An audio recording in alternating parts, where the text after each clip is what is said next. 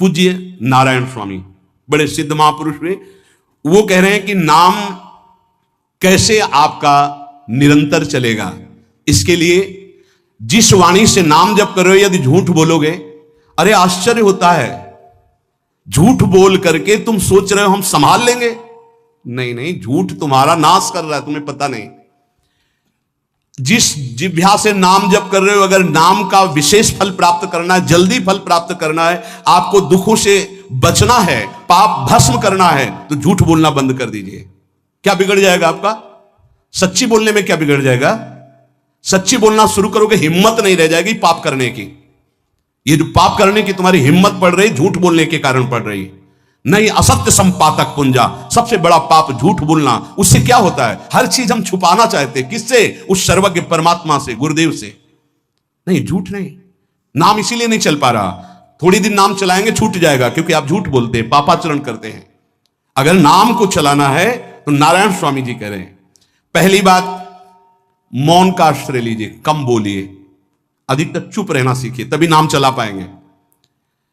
जो कार्य कर रहे हैं आप उस पर ध्यान दें, उस कार्य को एकाग्रता पूर्वक करें, वाणी को मौन रखें, उस वाणी से धीरे धीरे नाम उच्चारण करें। कम से कम 24 घंटे में 4 घंटे मौन का तो सबको अभ्यास कर लेना चाहिए। 24 घंटे में 4 घंटे मौन का। तो ऐसे ऐसे बुद्धिमान हो कहेंगे हम 6 घंटे मौन रहते हैं। कब? बोले जब सोते हैं तब।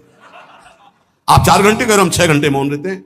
24 घंटे में हम 6 घंटे मौन रहते हैं। बहुत बुद्धिमान है। बोले आप 4 घंटे कहते, हम 6 घंटे मौन रहते हैं। तो कब आप मौन रहते हैं? बोले जब सोते हैं तो 6 घंटे सोते हैं, मौन ही रहते हैं उस समय। मौन जागृत की कह रहा हूं, 4 घंटे का। नारायण स्वामी के बहुत बड़े महापुरुष हुए, तुम 4 घंटे मौन का अभ्यास करो, ऐसा निकालो 2 घंटे, 2 घंटे करके 24 घंटे में 4 घंटे मौन। उस समय हम किसी से बात नहीं करेंगे, नाम जप करेंगे। कार्य करो, कार्य करने के लिए मना नहीं कर रहे हैं। कम बोलो। आजकल लोग अपनी जीवनी शक्ति को बोलने के द्वारा बहुत नष्ट कर रहे हैं, व्यर्थ की बातें करते रहते हैं। 4 आदमी चल रहे हो, आप पीछे चलिएगा, सुनते बेमतलब की बातें। नाम जप नहीं होगा, वो डिलीट नहीं होगी, वैसे ही बनी रहेंगी, अगले जन्म के लिए तैयार हो रहा है। इसलिए नाम यदि सिद्ध करना है, नाम का फल लेना है, नाम का आनंद लेना है, तो वृथा भाषण बंद करो, बेकार की बात बंद करो। जितना कम बोलने से काम चल जाए उतना। सामने वाले को बोलने दीजिए, आप बीच में नाम चल रहा है जी, नाम चल रहा है। जब कोई आवश्यक बात हुई, पवित्र शब्द बोल दिया, नहीं चुपचाप सुनो। उसको लग रहा है कि आप संभाषण करो, मान लो रिश्तेदार है, नातेदार है, मित्र, अब आप व्यवहार में हैं, आप सीधे ये तो नहीं कह सकते हमसे बात मत करो। नहीं, हाँ बात कीजिए, लेकिन आप कम बोलिए, उसको बोलने दीजिए, आप नाम जप कीजिए, जरूरत भर बात कीजिए। बात में भगवान की चर्चा हो तो कोई बात नहीं, अगर प्रपंच की चर्चा है तो बचने की कोशिश कीजिए। अपने संबंधियों, अपने दोस्तों, अपने व्यवहारियों से व्यवहार, दोस्ती, संबंध शिथिल कीजिए, तभी नाम में प्रीति होगी। अगर ये अब हमारे दोस्त आ गए हैं तो फिर वो दोस्त छूट जाएगा नाम, अब बातें शुरू हो गई प्रपंच की। धन्य है ऐसी बुद्धि जो प्रियजनों से भी संभाषण केवल भगवत वाक्यों का, अन्यथा नहीं। इसीलिए इस मार्ग को वर्ण करना बहुत कठिन है। एक ऐसा तुम्हारा निवास स्थान होना चाहिए अलग, जिसमें अपने रिश्तेदार, नातेदार, व्यवहारियों का प्रवेश ना हो। आपकी शैया अलग होनी चाहिए। अगर नाम जापक नाम सिद्ध करना चाहता है, नाम का फल लेना चाहता है, नाम निरंतर चलाना चाहता है, तो जिस आसन पर आप बैठते हैं उसी में प्रपंची, विषयी, संसारिक वृत्ति वाले बैठेंगे तो भजन की वृत्ति नहीं बन पाएगी। एक ऐसा, वैसे होते हैं घरों में बैठने वालों का अलग, लेकिन साधन कक्ष अलग होना चाहिए अपना। किसी का यदि प्रवेश ना हो तो आप देखेंगे कि आपके साधन के परमाणु आपको वहां बैठते ही तत्काल विक्षेप रहित करके भजन में लगा देंगे। अगर घर में ऐसा कुछ ना हो तो एक आसन अपना अकेला रखिए, जिस पर आप शयन करें वो आसन केवल आपका ही होना चाहिए। अगर वो सार्वजनिक बैठने के लिए ही है, ऐसी व्यवस्था नहीं, तो आसन समेट कर अपना अलग रख दीजिए और दूसरे आसनों पर बैठा लिए। फिर वो आसन हटाकर जब आप शयन करें तो आपका आसन होना चाहिए। इसका बहुत बड़ा प्रभाव पड़ेगा। कोई भी ऐसा दृश्य या पुस्तक ना पढ़ें जो वासनात्मक हो और प्रभु के नाम से आपको विमुख कर दे। अखबार आदि, समाचार आदि, ये हमारे चिंतन को नष्ट करते हैं। अगर नाम जप करना है, निरंतर नाम स्मृति बैठालनी है, एक घटना कई मिनट तक विक्षेप देती है। ऐसा हुआ, कैसे लोग हैं। और उसमें तो समाचार ही हो रहे हैं, सैकड़ों बातें हो रही, पेपर है तो सैकड़ों बातें लिखी हैं, क्या क्या, अब वो सब दिमाग में भर गई। इतना व्यसन है किसी किसी को पेपर पढ़ने का, समाचार पत्र पढ़ने का, कि सुबह होते ही वो विरह में रहते हैं कि पेपर आ जाएगा, आया नहीं, और मिला तो ऐसी एकाग्रता से पढ़ते हैं जैसे वेदांत चिंतन करने वाला वेदांत चिंतन। चश्मा लगा, चाय रखी, ठंडी हो रही, उससे मतलब बीच बीच में चाय और चश्मा से और पूरे दिमाग में वही। अब क्या करेगा, जो पढ़ा है उसका चिंतन बनेगा, वही बोला जाएगा। अब जहां चार मिले तो तुम्हें पता है, उत्तर प्रदेश में ये हुआ, मध्य प्रदेश में ये हुआ, चर्चा दिमाग। नाम जापक पूज्य श्री नारायण स्वामी कह रहे हैं, अखबार पढ़ना, दुनिया भर के प्रपंच की जिसमें बातें हैं, ऐसे समाचार, ऐसे टेलीविजन देखना, ये तुम्हारे हृदय में नाम नहीं चलने देंगे, तुम्हारी स्फुरणा को गंदी कर देंगे, बेकार का वक्त खराब होगा। इसलिए अगर आपको पढ़ना ही है तो धार्मिक ग्रंथों को पढ़िए, अपने इष्ट संबंधी ग्रंथों को पढ़िए नाम जपने के लिए। किसी को कभी वचन ना दें। पांचवा, बहुत बहुत पॉइंट की बात करें, यदि आपने किसी को वचन दे दिया और पूरा नहीं किया तो भजन का फल वहां जाएगा, ध्यान रखना। यही हमसे सब त्रुटियां होती रहती है अपने लोगों से। जाओ आज से बाद वचन दे दिया, हम ऐसा नहीं करेंगे, नहीं करेंगे चाहे मर जाएं। और अपने लोग ऐसे फिसड्डी हैं कि शाम के वचन देते हैं और सुबह फिसल जाते हैं, 2-4 दिन बहुत बहुत चला फिर फिसल जाते हैं। बोले कसम से आज से ऐसा नहीं करेंगे। तो आप इसको खिलवाड़ न समझें, आपके सुकृत नष्ट हो रहे हैं, वासना आपके सुकृतों को नष्ट कर रही। दूसरा, जैसे आपने किसी से कहा कि मैं शाम के 5 बजे आ जाऊंगा, तो 5 बजने में 5 मिनट कम होने पर आपको पहुंच जाना चाहिए, 5 मिनट ओवर होने पर नहीं, उसके पहले ही आपको। यह संतों के जीवन में देखा गया है। समय का बहुत बड़ा जीवन में अस्तित्व है। अगर आप किसी को समय दें, फिर उसमें प्रमाद स्थिति नहीं होनी चाहिए। 5 मिनट पहले पहुंचिए। समय दिया है किसी को तो 5 मिनट पहले, उसको इंतजार ना करना पड़े। रात को सोते समय नाम जापक उपासक विचार करें, मेरा नाम किन किन कार्यों में छूटा, मेरे से कौन कौन सा पाप हुआ, मैंने कौन सी आज गलती की जो नहीं करना चाहिए, और उसे डायरी में नोट करें। नारायण स्वामी कह रहे हैं दूसरे दिन सावधानी पूर्वक वो गलतियां ना होने पाए जो हमने आज की। जब उपासक सत्य बोलना स्वीकार करता है तो उसके हृदय में डर जागृत हो जाता है। ध्यान रखना, डर ये माया के द्वारा प्रेरित है। अगर व्यापार में सत्य बोलेंगे तो पैसा अधिक नहीं आएगा, अगर हम सत्य बोल दिए तो डांट लगेगी, अगर हम सत्य बोल दिए तो सब लोग जान जाएंगे मैं ऐसा गंदा हूं। सच्ची मानिए, सत्य बोलने का नियम ले लीजिए, आप निष्पाप हो जाएंगे, आप महात्मा बन जाएंगे अंदर से, कोई भी पापाचरण आपके जीवन में नहीं रह जाएगा। भगवान का नाम सत्य है, उस नाम को चलाने के लिए झूठ बोलने वाला नाम को कैसे चला सकता है। सत्य बोलने से यदि तुम्हारा नुकसान हो रहा है तो तुम सह जाइएगा। नारायण स्वामी कह रहे हैं उससे बड़ा लाभ आपको श्री भगवान प्रदान करेंगे। आप सत्य बोलिए। आजकल भगवान पर विश्वास नहीं, इसलिए झूठ पर विश्वास है। कलयुग की ऐसी प्रेरणा है कि सब झूठ बोलने लगे हैं, कोई डरता ही नहीं झूठ बोलने में। पूरा का पूरा, जैसे नहीं कहते कुछ तो सत्य होगा, ऐसे ऐसे महानुभाव हैं कि 100% झूठ बोल जाते हैं, 100%। धन्य है मोबाइल जो झूठ बुलाने में बहुत प्रवीण है, बहुत प्रवीण है। अरे भाई हम नहीं मिल सकते, आज हमारा मन नहीं है, खत्म खेल हो गया, सत्य बात है, नहीं मिल सकते आपसे, मत उठाओ फोन। अगर तुम्हें झूठे ही बोलना है तो फोन क्यों उठाओ, नहीं बोलेंगे, नहीं उठाएंगे तो समझ जाएगा कि उनकी रुचि नहीं। ये झूठ क्यों बोलना, सत्य बोलो। झूठ से यदि आप बच गए तो आपके जिह्वा पे नाम निरंतर चलने लगेगा।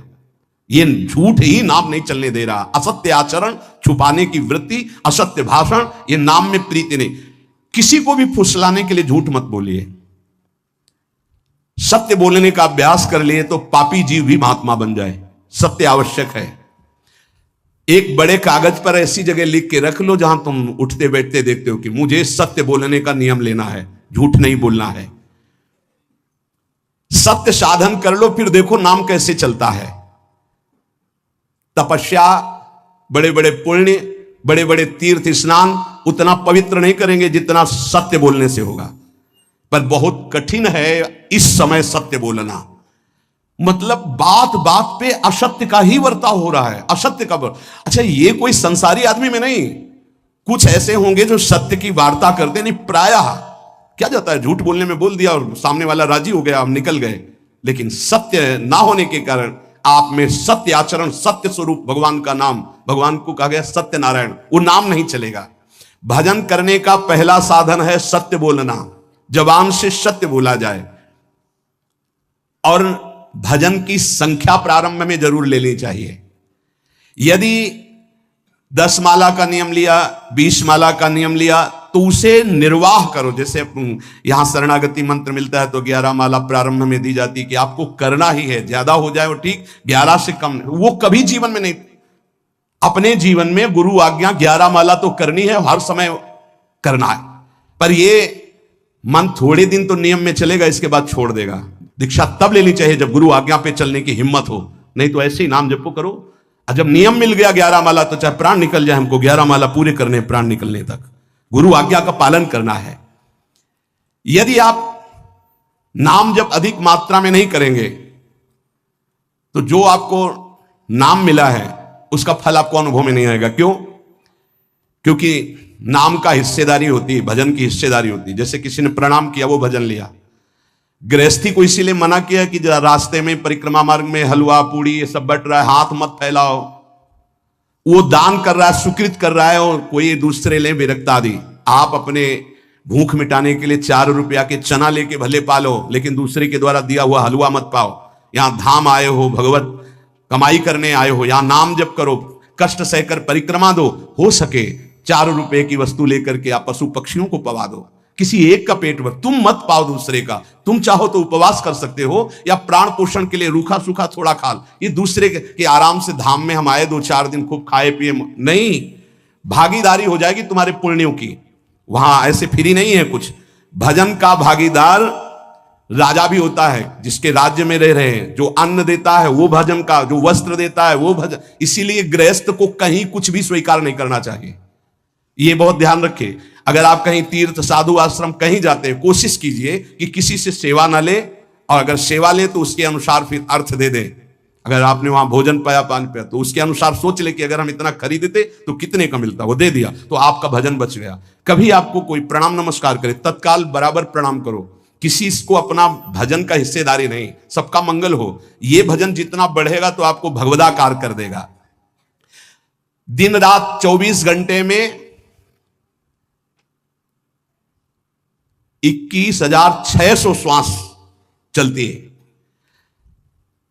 21,600 श्वास में 6 घंटा तो सोने के चले जाते हैं, उस समय तो चेतना नहीं रहती।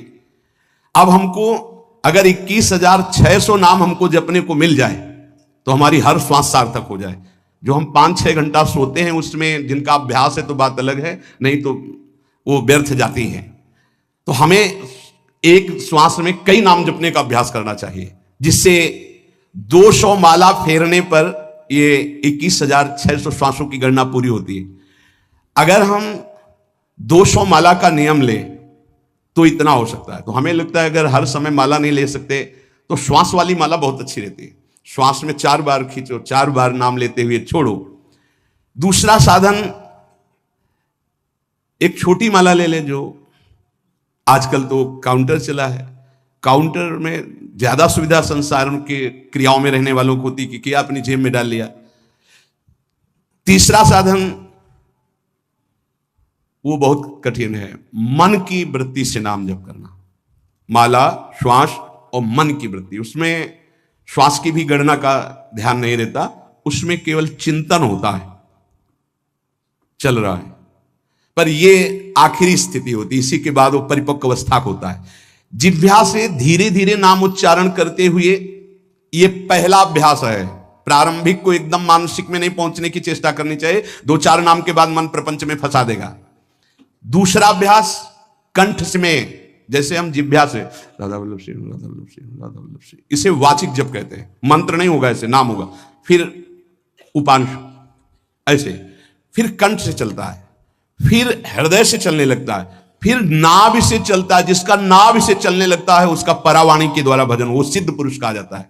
4 वाणी, परा, पश्चंती, मध्यमा, वैखरी। वैखरी जो बोल रहे हैं, जो कंठ से, फिर हृदय से पश्चंती, परा नाभि से, मूलाधार केंद्र से लेकर के संपूर्ण ब्रह्मांड में इसमें नाम गूंज रहा है, वो सिद्ध पुरुष का होता है। पहला अभ्यास जिह्वा हिला करके शुरू करे, राधा राधा राधा राधा, फिर कंठ से। कभी हमारे सदगुरुदेव भगवान को देखना, अगर कोई आ गया और बातचीत का हुआ तो यहां से तत्काल चलता दिखाई देता है ना, कंठ ऐसे ऐसे हिलने लगता है कंठ। अगर शांत बैठे तो फिर नहीं दिखाई देता। अगर कोई है आसपास तो इतनी तीव्रता लगन होती कि कहीं छूट ना जाए नाम। कंठ से विशिष्ट अभ्यासी का, फिर हृदय से परिपक्व अभ्यासी का, और नाभि से सिद्ध महापुरुष का, परावाणी से चलता है। अगर 1 वर्ष तक जिह्वा से अभ्यास किया जाए, ये मैंने किया है, नारायण स्वामी कहते हैं, तो दूसरे वर्ष में कंठ से प्रारंभ हो जाता है। 2 वर्ष कंठ से चले तो अगला हृदय से प्रारंभ हो जाता है, और हृदय से 3 वर्ष चले तो फिर नाभि से 7 वर्ष में नाम सिद्ध हो जाएगा। अगर नियम पूर्वक झूठ ना बोले, सत्य आचरण करे, ऐसे नाम जप करे। हम ये कहते हैं कि चलो थोड़ा धीमे ही सही, पर 12 वर्ष में तो आपको सिद्ध हो जाना चाहिए। 12 वर्ष, यहां बोले 30 वर्ष के 50 वर्ष हो गए साधन करते हो, जो कहते हो कोई परिवर्तन नहीं, इसका मतलब अंदर से नाम नहीं चलाया जा रहा, नाम में रुचि नहीं। 12 वर्ष में तो भगवत साक्षात्कार करके जागृत स्वप्न सुषुप्ति अवस्था पर विजय प्राप्त कर लेता है साधक। ऐसा ही स्वामी जी ने किया, नारायण नारायण नारायण नारायण नारायण, ऐसी सिद्धावस्था हो गई थी। एक टाट की लंगोटी, एक रस्सी कमर में, बस। बड़े ही उच्च कोट, और बहुत बड़े अरब खरबपति घर के बालक थे। सारी सिद्धियां उसके पैरों में लौटने लगती हैं, जिसका नाभि से भजन प्रारंभ हो जाता है, परावाणी से। अजपा जाप उसे ही कहते हैं जो नाभि से होता है। अजपा जाप करने वाले उपासक में जो अजपा जाप करने की चाह रखते हैं, पहला भोजन पर ध्यान दे, सात्विक भोजन, पवित्र भोजन। भाई नाम का स्वाद नहीं मिला तो कुछ लोग जो है बहुत प्रसन्न होते हैं जब संसारिक पदार्थ आता है। बड़ी कृपा श्री ठाकुर जी की रही है कि इस विषय पर जो है बहुत परिपक्व किया है। रोटी नहीं मिली, ये रबड़ी रसगुल्ला की तो बात जाने दो। गंगा का किनारा, गांव में जाना नहीं, जो आकाश वृत्ति से वो आ जाए वही। आप लोगों को तो रोटी तो मिल रही है। पहला नाम सिद्ध करने के लिए भोजन सात्विक और थोड़ा, अगर एक समय पाके निर्वाह कर लो तो अच्छा, नहीं तो 2 समय। 3 समय पाने का तो अधिकार ही नहीं साधक को। भगवान की बड़ी कृपा है, जब भूख थी तब था नहीं, और जब है तो भोजन नहीं पा सकते। वो बड़ा लीला बिहारी है। जब भूख थी तब भोजन नहीं, और जब भोजन है तो नियम कानून इसके लग गए हैं, ये इतना इतना।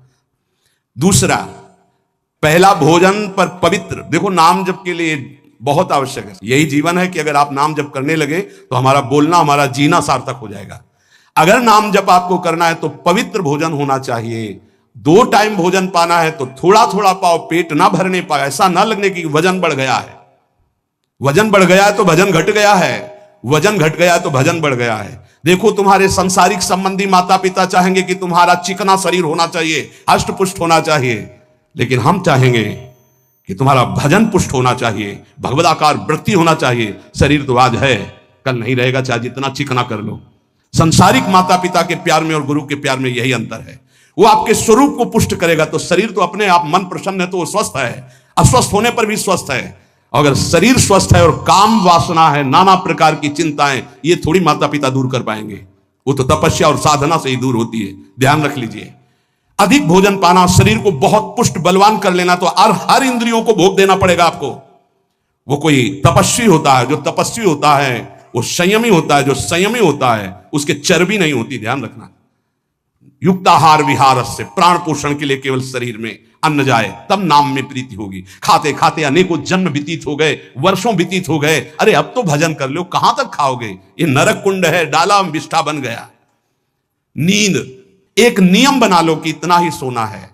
पता नहीं सोने में कौन सा सुख, नींद में केवल एक बात का सुख होता है, आपका संसार का चिंतन नहीं होता, तो आप जो शांत रहते हैं वो सुख होता है, लेकिन वो तमोगुणी सुख है। अगर आप जागृत में संसार का चिंतन न होने दें और भगवत चिंतन कर रहे हैं तो आप महापुरुष हो जाएंगे। सो सो के जीवन क्यों बर्बाद करते हैं? एक टाइम रखिए सोने का, बस। ये कोई तुम्हारा सुख नहीं है, ये तमोगुणी सुख है। निद्रा आलस्य प्रमादोत्तम तत्तामस मुदाहृतम। और एक बात समझ लो, यद तज्ञे विस्मित परिणामे अमृतोपमम। जिसमें विष जैसा शुरुआत में लगता है उसका परिणाम अमृत होता है, और जिसकी शुरुआत अमृत जैसी लगती है उसका परिणाम विष होता है। प्रातःकालीन उठ करके सत्संग में आना विष जैसा लगता है, लेकिन उठ के आ रहे हो तो इसका फल अमृत होगा। ब्रह्म मुहूर्त में सो रहे हैं, जीवन बर्बाद कर रहे हैं, अरे ब्रह्म मुहूर्त में उठिए, स्नान कीजिए और सच्चिदानंद भगवान में चित्त को जोड़िए। ये विष जैसा लगता है, परिणाम अमृत जैसा होता है। तीसरा, 24 घंटे में 1 घंटे का तो एकांतवास करना सीख ही लो, चाहे गृहस्थ हो चाहे कोई भी हो। 1 घंटे हमसे कोई बात नहीं करेगा, अपने दरवाजा बंद, थोड़ा 1 घंटे कोई ऐसा समय निकालो जिसमें चित्त को केवल श्री कृष्ण से जोड़ो, प्रियाजू से जोड़ सको। चौथा, विरक्त साधक, तकिया, गद्दा, ये सब चीजें अगर लगा के सोओगे तो नाम जप नहीं होगा। देखो, हितधाम में कुशासन और एक ईंट कुशासन के नीचे, सर्दी में ओढ़ने के जो हमारे कंबल थे वो आटे का बोरा बलराम जी ला के दे थे। जीवन को यदि आप कसौटी पे नहीं कसेंगे तो भजन नहीं होने वाला। अब तो शरीर रोग से ग्रसित है, आप चाहे जहां रखो चाहे जैसे रखो, प्रिया जो जाने। जब तक हमें भगवदाकार वृत्ति ना हो जाए तब तक विषयों को स्वीकार नहीं। ऐसे हैं साधक, बड़ा सुख मिलता है।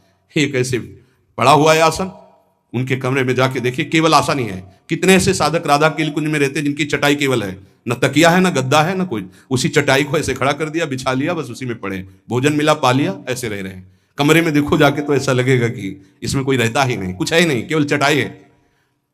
तकिया, गद्दा, विशेष विलासिता की वस्तुएं तो नाम जप नहीं होने वाला, ध्यान रखना। जहां पड़े आराम से नींद आ जाएगी, सो जाएंगे, और जब तो नींद उतनी आएगी जितनी आवश्यकता है। भजन का खजाना तिजोरी में रखें, कभी किसी से बताएं नहीं कि आपका भजन कितने माला कितना होता है। पूज्य नारायण स्वामी जी कह रहे हैं, भजन को खजाने में रखने का मतलब है लूटने वाले डाकू माया भेजती है, काम क्रोध लोभ मोह मद मत्सर आदि, और प्रिय गृहस्थ भगत आदि। कैसे प्रिय गृहस्थ?